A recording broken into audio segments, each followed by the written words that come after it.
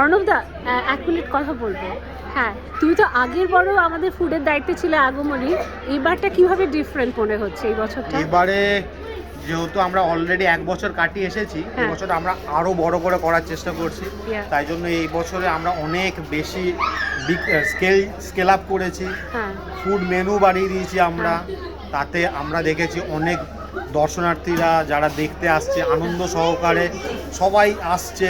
আমাদের প্রচুর ভলেন্টিয়ার এখন, তাই জন্য একটু ভলেন্টিয়ারদের দেখিয়ে দিই। এইগুলো আজকের ভলেন্টিয়ার, আমাদের কালকের আবার আরো ভলেন্টিয়ার আসবে।